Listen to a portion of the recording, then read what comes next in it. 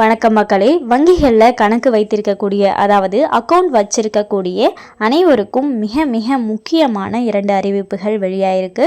அது என்ன அறிவிப்புகள் அப்படிங்கிற முழு விவரங்களையும் தெரிஞ்சுக்க வீடியோ கொஞ்சம் கூட ஸ்கிப் பண்ணாமல் கடைசி வரைக்கும் முழுமையாக பாருங்கள். இதுதான் முதன்முறையாக நம்ம வீடியோவை பார்க்குறீங்கன்னா மறக்காமல் நம்ம சேனலை சப்ஸ்கிரைப் பண்ணிவிட்டு அந்த லைக் பட்டனை தட்டி விட்டுருங்க. வாங்க வீடியோக்குள்ளே போகலாம்.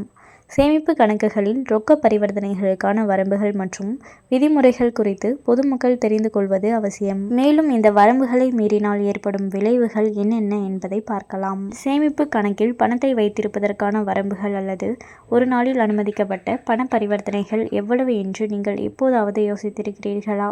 வரி விதிகளின்படி ஏப்ரல் 1 முதல் மார்ச் 31 வரையிலான ஒரு நிதியாண்டில் சேமிப்பு கணக்கில் மொத்த ரொக்க வைப்பு அல்லது திரும்ப பெறுதல் ரூபாய் 10 லட்சத்திற்கு மிகாமல் இருக்க வேண்டும். கூடுதலாக வருமான வரி சட்டத்தின் பிரிவு 269 ST ஒரு நபரை கட்டுப்படுத்துகிறது. ஒரே நாளில் ஒரு பரிவர்த்தனை அல்லது ஒரே நிகழ்வின் பல பரிவர்த்தனைகளில் மற்றொரு நபரிடமிருந்து ரூபாய் 2 லட்சம் அல்லது அதற்கு மேற்பட்ட பணத்தை பெறுவது. இந்த வரம்பை மீறினால் ஆய்வு மற்றும் அபராதம் விதிக்கப்படும். ஒரு நிதியாண்டில் உங்கள் சேமிப்பு கணக்கில் ரொக்க பரிவர்த்தனைகள் ரூபாய் 10 லட்சத்தை தாண்டினால் என்ன நடக்கும்?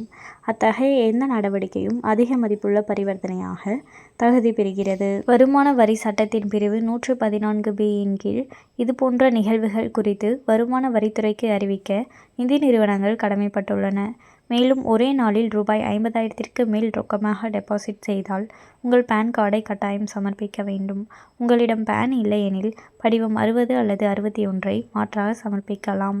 அதிக மதிப்புள்ள பரிவர்த்தனைகள் பல கணக்குகளில் பரவியிருந்தாலும் அவற்றை கண்காணித்து வருமான வரித்துறைக்கு வங்கிகள் புகார் அளிக்க வேண்டும். கணக்கு வைத்திருப்பவராக அனைத்து பண பரிவர்த்தனைகளும் முறையானவை மற்றும் ஆவணப்படுத்தப்பட்டவை என்பதை நீங்கள் உறுதி செய்ய வேண்டும். இந்த விதிமுறைகளை கடைபிடிக்க தவறினால் அபராதம் அல்லது அதிகாரிகளால் மேலும் விசாரணை ஏற்படலாம். அதிக மதிப்புள்ள பரிவர்த்தனைகள் தொடர்பாக வருமான வரித்துறையிடமிருந்து நோட்டீஸ் வரும் பட்சத்தில் நிதி ஆதாரத்திற்கான போதுமான ஆதாரத்தை நீங்கள் அளிக்க வேண்டும். ஏற்றுக்கொள்ளக்கூடிய ஆவணங்களில் வங்கி அறிக்கைகள், முதலீட்டு பதிவுகள் அல்லது பரம்பரை தொடர்பான ஆவணங்கள் ஆகியவை அடங்கும். எப்படி தொடர்வது என்பது பற்றி உங்களுக்கு நிச்சயமற்றதாக இருந்தால் ஒரு தொழில்முறை வரி ஆலோசகருடன் கலந்தாலோசிப்பது செயல்முறையின் மூலம் உங்களுக்கு வழிகாட்டும் மற்றும் சட்ட தேவைகளுக்கு இணங்குவதை உறுதி செய்யும். இந்த வழிகாட்டுதல்களை புரிந்து கொள்வதன் மூலம் தனிநபர்கள் தங்கள் நிதி நடவடிக்கைகளை பொறுப்புடன் நிர்வகிக்கலாம். மேலும் நீங்கள் வருமான வரி அதிகாரிகளுடன் தேவையற்ற சட்ட சிக்கல்களை தவிர்க்கலாம்.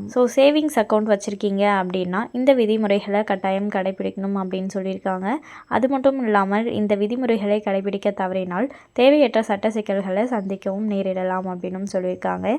மேலும் இது போன்ற அரசாங்கம் சார்ந்த அனைத்து அப்டேட்களையும் உடனுக்குடனே தெரிஞ்சுக்கணும்னு நினச்சிங்கன்னா மறக்காமல் நம்ம சேனலை சப்ஸ்கிரைப் பண்ணி பக்கத்தில் இருக்க பெல் ஐக்கானை கிளிக் பண்ணி அதில் ஆளுங்கிற ஆப்ஷனை செட் பண்ணி வச்சுக்கோங்க. அப்போ தான் நம்ம அப்லோட் பண்ணுற வீடியோ உடனுக்குடனே உங்களுக்கு நோட்டிஃபிகேஷனாக வந்து சேரும். அது மட்டும் இல்லாமல் அந்த லைக் பட்டனை தட்டி விட்டுருங்க. தேங்க்ஸ் ஃபார் வாட்சிங்.